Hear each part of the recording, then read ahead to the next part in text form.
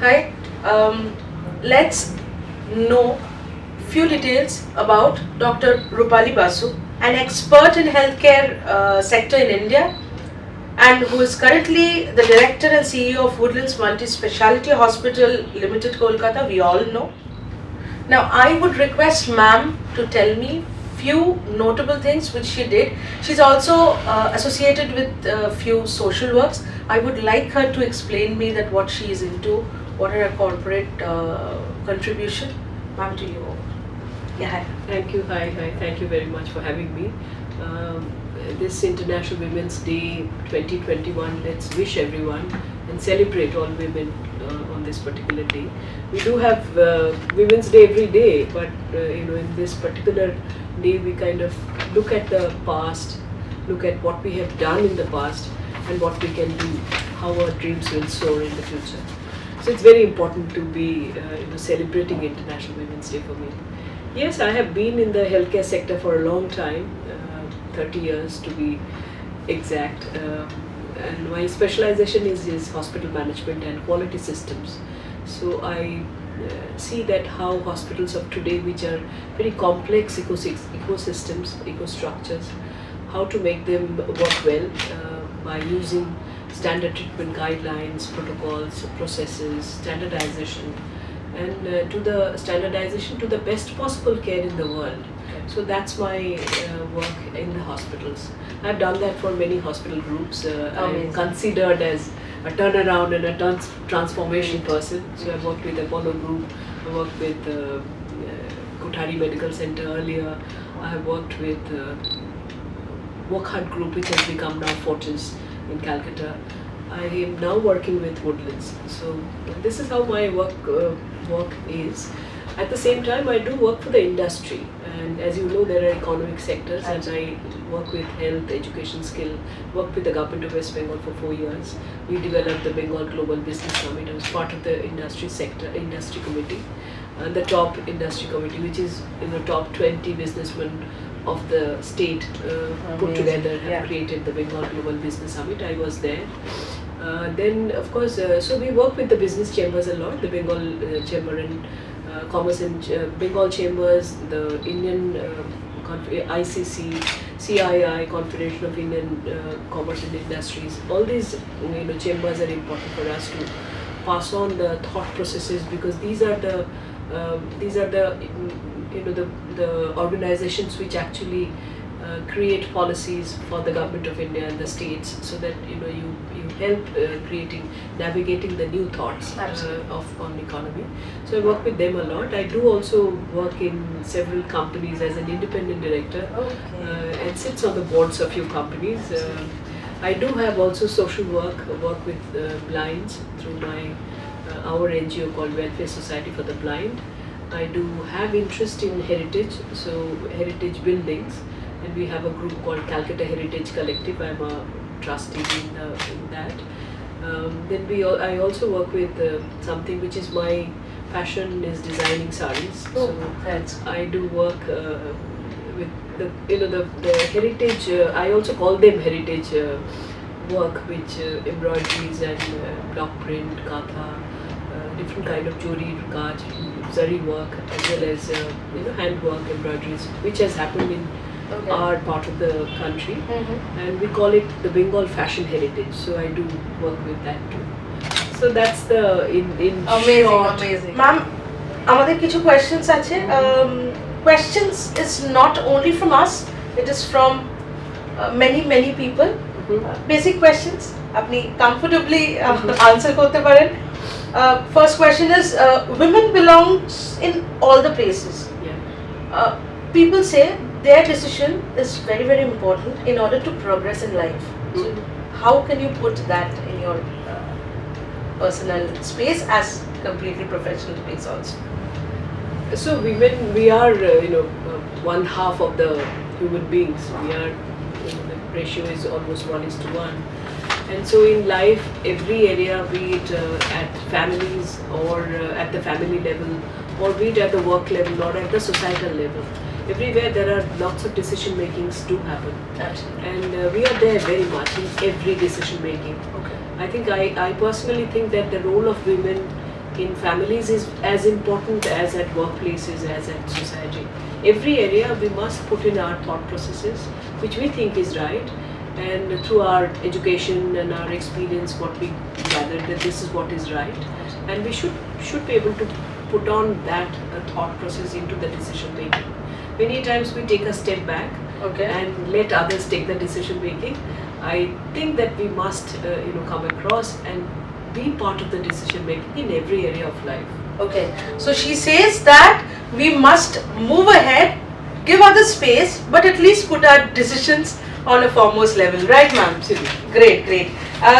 My second questions would be, gender balance is not solely a women's issue, but it is also related to an economical issue. Do you agree? Yes, definitely. Okay. Because I personally think that women empowerment, or whatever this we call it, that we need to grow. I personally think that everybody's growth will happen if you are focusing on the on knowledge, which technical knowledge, or the strategic knowledge which you need to have for that wherever you are working. Even at family level, you need certain kind of knowledge. Absolutely, absolutely. And today the age is of information. We have mobile phone, have got so much knowledge through the internets, and you have computers everywhere. So you need to gather those knowledge and put those knowledge into your work at workplace, into your, as I said, in the families as well as at the society. And no contribution happens if you are not physically well or mentally well, but also economically well. Yeah, That is definitely. where the issue is. We need to be, as women, we must earn our, we need to be economically independent. That's the word I would say. So if you have to be economically independent, you must have some source of revenue, source of earning. So if that happens, it can happen at your home front. There are so many startups, so many new ways of earning money is happening today's day. We must be able to, gather those knowledge and get into those areas. If we don't want to get into an office job or want to get into an employed you want to promote entrepreneurship, basically. 100%. There are so many things that you can do in people's life. Mm-hmm. So, looking at your own SWOT analysis, I would say that you look at your strengths, you look at your own weaknesses, look at your opportunities which are around you, look at the threats which are coming around, so that we should do so much, make some mistake in today's day and age. So but then you should be economically independent. You must have your own earning, and that should be separate from everybody else's. It should be your own money. Amazing, ma'am. And that's important. And ma'am, I just wanted to relate with this, as you said that entrepreneurship is much important. As you went into fashion also, so how can you connect with complete makeover and fashion together in this 21st century and move on? No, the fashion is I'm a creative person. Had I been not a doctor, I would have been a designer. Amazing. So I do paint, I do designing of saris, and that I'm doing since college days, well, not today. Okay. It's years, I design my own saris. I normally wear saris, not today, but normally I do wear, and I design my own saris. And then there were demands from my friends and family that do it for others too. Okay. So I kind of designed saris for others too. That's not my profession, it's my passion. So I do, and Bengal fashion heritage is a different thing. Okay. That is actually holding on to what Bengal has done in this fashion and embroidery area. Okay. We have done zari work. We Okay. do fantastic zardosi work, we do fantastic katha work, we do fantastic batik, we have fantastic block prints. These are the areas where the people who are working, be it women or men, are very unorganized. And my work through TBFH or the Bengal Fashion Heritage is to uplift these people, uplift the sector into a more of an unorganized to an organized sector, so that whatever issues you have can be addressed by the government of India or the state governments. There are ministries who look after these people. So there are like a ministry of textile is there, but there is no ministry for embroidery people. So the people who work in these areas, you need to create embroidery councils or maybe a separate ministry to look after people who does handwork. So that is my work with TBFHs. It is nothing to do with fashion, but it is to do with work. Okay. Now, another question is of this COVID situation. Mm-hmm. Now, how do you put in what can be done by a women for women towards the society during this pandemic? It's still on. We know it is like we don't know when it will be ending. Yeah. কিছু কিছু কথা যারা বাড়িতে আছে, they are not working, or somebody who's working also, they have to organize বাড়ি আর office. Now, the first message on COVID is that you need to kind of understand the situation. The pandemic has actually changed our life in many ways. So we have a new disease which has come in. We doctors have actually fought to diagnose the disease. We have found out medicines, we have found out equipments, we have now found out vaccines to prevent it. So we have done a lot of work. Science has moved a lot of work. We have done doctors in this 1 year.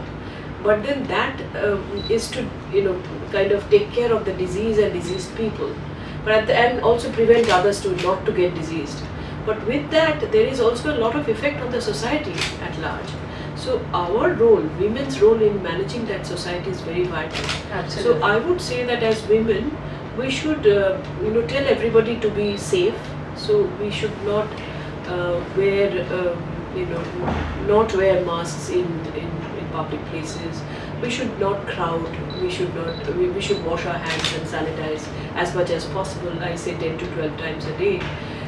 And kind of follow the norms which the governments are telling us to do. Absolutely. So that's, I think, following the rules and follow the law is one message which we should express to everybody, whoever is not following. Sure. That is definitely there. But other part of the story is also because the economy is shrunk. We have a lot of job losses. We have a lot of sadnesses in our lives, and the price rises are happening. Nothing is, we are not getting any respite in managing our lives generally. In that sense, I think I would let everybody, to kind of look at your strengths and see that if you can get something which you can work on. There are many areas, many aspects of life, and if you can find and become an entrepreneur or an entrepreneur, I would again focus on that. If you focus on yourselves and see what brings in some kind of earning for you. So you become economically independent. You also help getting, if you are not getting a job, get something which is economically gives you some revenue, some money. Okay. Because that's important. So find out areas, maybe create groups, find out interests which can actually become an idea and then become a business idea. Absolutely. So see that, look at those areas. Don't feel sad, because we will feel sad definitely. But I would like you all to be energetic and see that what more you can do. Unless we are mentally sound, unless we are physically sound, we will not be able to become an economically sound person. Great, ma'am.